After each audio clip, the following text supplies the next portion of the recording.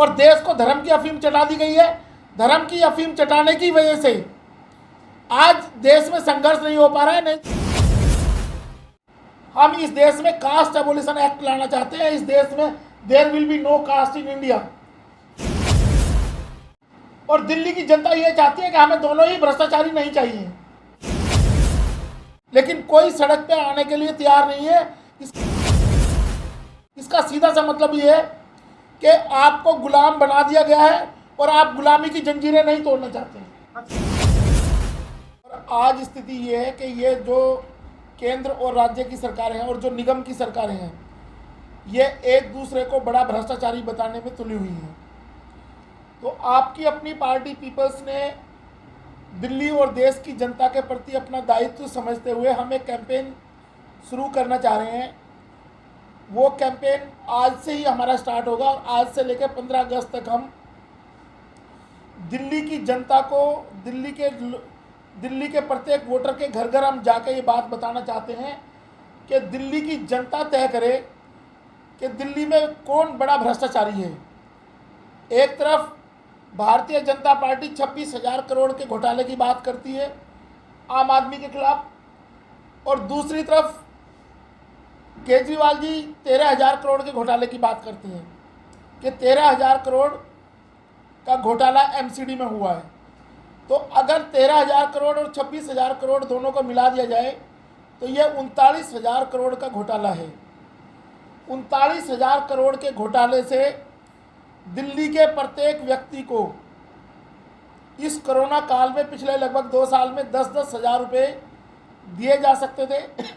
जो लोग बेरोजगार हुए या जो माताएं बहनें जो गृहिणी हैं वो अपने घर का खर्चा चला सकती थी, लेकिन केंद्र की निकम्मी सरकार द्वारा 5 किलो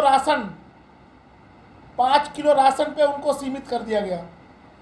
तो ये दिल्ली की जनता को अब तय करना है और आपकी अपनी पार्टी एक मुहिम लेके आ रही है कि बड़ा भ्रष्टाचारी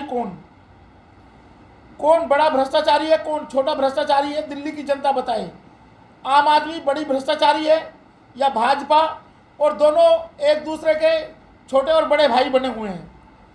पूरे मीडिया पूरे नेशनल लेवल पे कैंपेन चलाया हुआ है। आज एमसीडी में इतना बड़ा घोटाला हो गया, आज क्लस्टर बस के खरीद में इतना बड़ा घोटाला हुआ। तो ये सारी चीज़ें जो चल रही हैं दिल्ली में, ये क्यों चल रही हैं, इसके पीछे एक बड़ा कारण है और एक सोची समझी साजिश है इन दोनों पार्टियों की। इन दोनों पार्टियों ने पर्दे के पीछे से हाथ मिलाया है दिल्ली की जनता को मूर्ख बनाने का।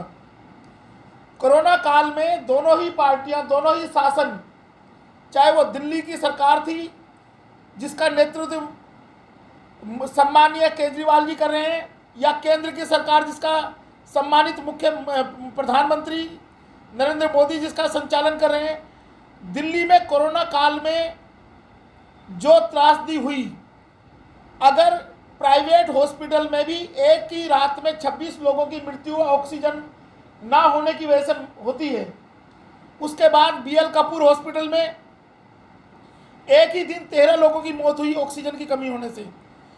तो क्या दिल्ली की जनता की मेमोरी इतनी वीक है और ये केजरीवाल सरकार एफिडेविट भेजती है कि दिल्ली में ऑक्सीजन की कमी से किसी की मौत नहीं हुई है, और केंद्र सरकार संसद में बड़ी बेशर्मी के साथ इतनी बेहूदगी और इतनी अमानवीय घटना हुई कि संसद के अंदर इन लोगों ने कहा कि देश में ऑक्सीजन की कमी से कोई मौत नहीं हुई है। क्या हम सब लोग, पूरे देशवासी और दिल्लीवासी, अपने जो हमारे अपने थे उनके बिछड़ने का गम हम भूल पाएंगे? आज ये दिल्ली का बेशर्म मुख्यमंत्री 2,500 की घोषणा की बात करता है कि 2,500 रुपये हम उस परिवार को सांत्वना राशि देंगे। मैं आपसे पूछना चाहता हूं कि इसके लिए जिम्मेदार कौन था? अगर दिल्ली में भ्रष्टाचार नहीं हुआ तो लगभग 200 की संख्या आप बताते हैं मोहल्ला क्लिनिक की, तो दिल्ली की जनता सवाल करे, दिल्ली की जनता सवाल करे इस भ्रष्ट मुख्यमंत्री से कि मोहल्ला क्लिनिक ने कोरोना काल में कितने लोगों की मदद की? कहां चला गया मोहल्ला क्लिनिक? या केंद्र सरकार बताए कि जो घोटाला आप, ये जो 39,000 करोड़ का घोटाला बता रहे हैं, तो हम आपकी अपनी पार्टी पीपल्स दिल्ली की जनता से आह्वान करती है कि आप हम लोगों का साथ दो, हम इस गंदगी को साफ करेंगे। ये जो दोनों गंदगी, जो छोटा भाई और बड़ा, एक बड़ा भ्रष्टाचारी एक छोटा भ्रष्टाचारी एक दूसरे के खिलाफ बने हुए हैं, तो इस भ्रष्टाचार को समाप्त करके, और ये जो 39,000 करोड़ का घोटाला है, इस 39,000 करोड़ के घोटाले को हम रिकवर करके दिल्ली की प्रत्येक गृहिणी, प्रत्येक बेरोजगार को 10-10 हज़ार रुपये हम मुहैया कराएंगे। एक और बड़ी घटना थी कि दिल्ली के झूठे मुख्यमंत्री ने सभी ऑटो ड्राइवर, ऑटो रिक्शा चालक, उनको 5-5 हज़ार रुपये देने की घोषणा की, लेकिन यह एक झूठ का पुलंदा निकला। जितने भी जो ऑटो चलाने वाले लोग हैं या जो टैक्सी चलाने वाले लोग थे, आज उनकी हालत जाके देखो बद से बदतर है। तो इस माहौल में आपको फ्री वाईफाई की बात करते हैं, आपका जहां 10,000 20,000 रुपये आपको मिलने थे, उसके बदले में आपको 5 किलो राशन की लाइन में लगा दिया सरकार ने, ताकि आप बेरोजगारी की बात ना कर सको। कोरोना का दर्द भुलाने के लिए और कोरोना की त्रासदी को मिटाने के लिए दोनों पार्टी एक दूसरे से पर्दे के पीछे हाथ मिलाए हुए हैं और भ्रष्टाचार के नाम पे लोगों को गुमराह करने की कोशिश कर रहे हैं। अगर ये दोनों पार्टी ईमानदार हैं तो हम आपकी अपनी पार्टी की तरफ से पूरे देश का, दिल्ली का आह्वान करते हैं कि आप 13,000 करोड़ और 26,000 करोड़ के सबूत पेश करें दिल्ली की जनता के डोमेन में। अगर आपके पास सबूत हैं तो हम कानूनी कार्रवाई करके दोनों सरकारों के खिलाफ भ्रष्टाचार विरोधी कानून के तहत हम आप दोनों सरकारों के खिलाफ मुकदमा दर्ज कराएंगे। आप भ्रष्टाचार, आप जो भी एलिगेशन लगा रहे हैं डेली अखबारों में, ये जो नूरा की कुश्ती चल रही है दिल्ली में, आप इसके सबूत तो पेश करो। या आप दोनों ने हाथ मिला लिया कि जनता के पैसे का, जनता की गाड़ी कमाई के पैसा, जो टैक्स का पैसा है, उसको डकार लेंगे और उसके बाद जनता को गुमराह करके 6 महीने बाद निगम में एक दूसरे की सीटें बांट लेंगे। तो मैं दिल्ली की जनता का आह्वान करता हूं कि हम इस मुहिम के खिलाफ एक अभियान चला रहे हैं। आज से ही हमारा अभियान शुरू है कि दिल्ली की जनता तय करे छोटा भ्रष्टाचारी और बड़ा भ्रष्टाचारी कौन है, और 39,000 करोड़ के पैसे का हिसाब दें। ये हमारा अभियान है और हमने ये वायदा किया है कि अगर दिल्ली में आपकी अपनी पार्टी की सरकार बनती है निगम में, तो हम दिल्ली के प्रत्येक गृहिणी को, प्रत्येक बेरोजगार को 10-10 हज़ार रुपये पर मंथ देंगे, ये रिकवर करके। ये हमारी ऐसी आपको घोषणा है और साथ साथ हम इस पे कैंपेन भी चला रहे हैं।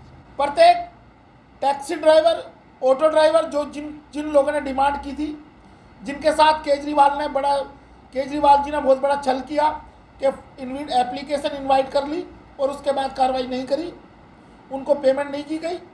तो हम ये और प्रॉमिस करते हैं कि अगर हम निगम में जीतते हैं तो जो धोखा इन्होंने सफाई कर्मचारियों के साथ कर रखा है, आज तक उनको रेगुलराइज नहीं किया, उनको सैलरी के नाम पे धोखा दिया गया, टैक्सी ड्राइवर, ऑटो ड्राइवर को धोखा दिया गया, इन सब की मांगें हम पूरी करेंगे। और आज से ही हम दिल्ली में अपने इस अभियान को शुरुआत करते हैं। धन्यवाद आप लोग। हमारे हिसाब से ये दोनों भाई हैं, ये एक ही माँ की संतान है, दोनों भाजपा और आम आदमी पार्टी, और ये दोनों ही मिलकर जनता को लूट रहे हैं। निगम में आपका क्या एजेंडा है? हमारा निगम में हमारा जो एजेंडा है वो क्लियर एजेंडा है कि भ्रष्टाचार से, अगर दोनों पार्टियां भ्रष्टाचारी हैं, पहले तो दिल्ली की जनता तय करेगी कि किसका बड़ा भ्रष्टाचार है, किसका छोटा भ्रष्टाचार है। और दिल्ली की जनता ये चाहती है कि हमें दोनों ही भ्रष्टाचारी नहीं चाहिए। तो हमारा एजेंडा है भ्रष्टाचार मुक्त निगम देना, और जो निगम में सफाई कर्मचारी हैं, जो निगम की सर्विसेज हैं, वो हर दिल्ली वासी को मुहैया कराएं। ये हमारा एजेंडा है। जैसे कि आपने पोस्टर पे लिखा सबको अवसर, सबको भागीदारी, तो आप किन-किन लोगों को अवसर दे रहे हैं अपनी पार्टी से जुड़ने को, निगम चुनाव लड़ने का?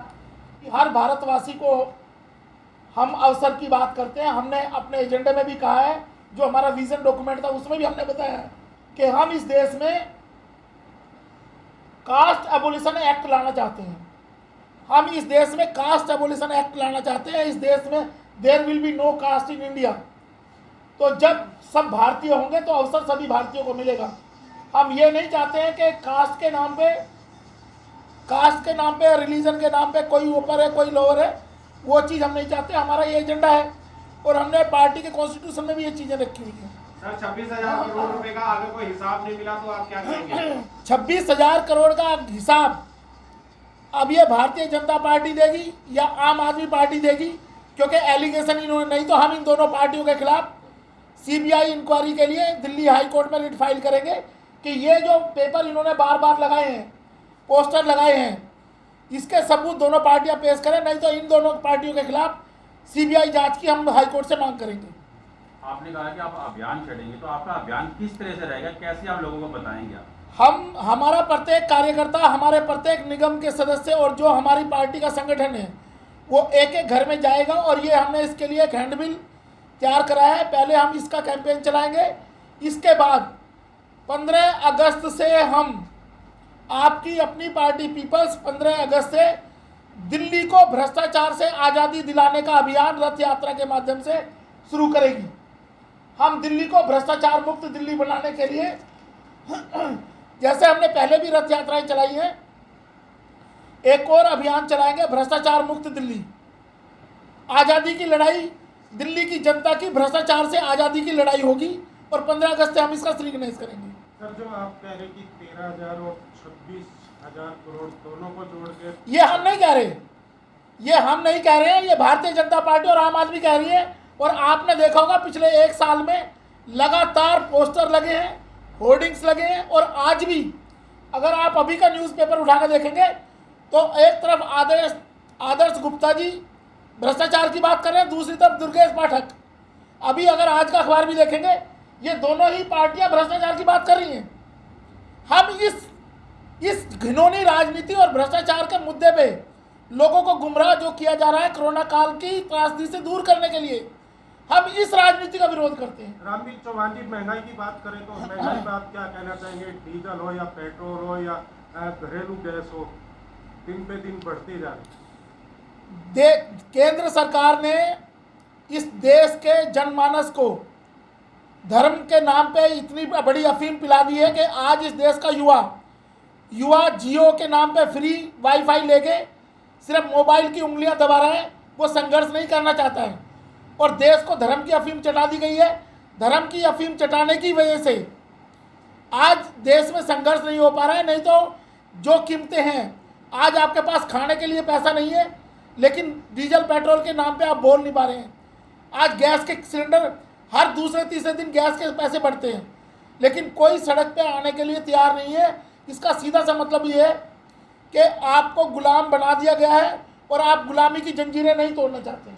अच्छा सर, दिल्ली में बारिश होती है और आपने देखा होगा कि कहीं गाड़ी डूबती है, कहीं रोडें धंसती है, इसमें आप एमसीडी को जिम्मेदार मान रहे हैं या दिल्ली सरकार को या केंद्र सरकार? इसमें दिल्ली राष्ट्रीय राजधानी क्षेत्र है, केंद्र और दिल्ली सरकार दोनों ही जिम्मेदार हैं, क्योंकि ड्रेनेज सिस्टम बेटर करना केंद्र और राज्य सरकार दोनों की जिम्मेदारी थी, जिसमें वो पूरी तरह फेल हुए हैं।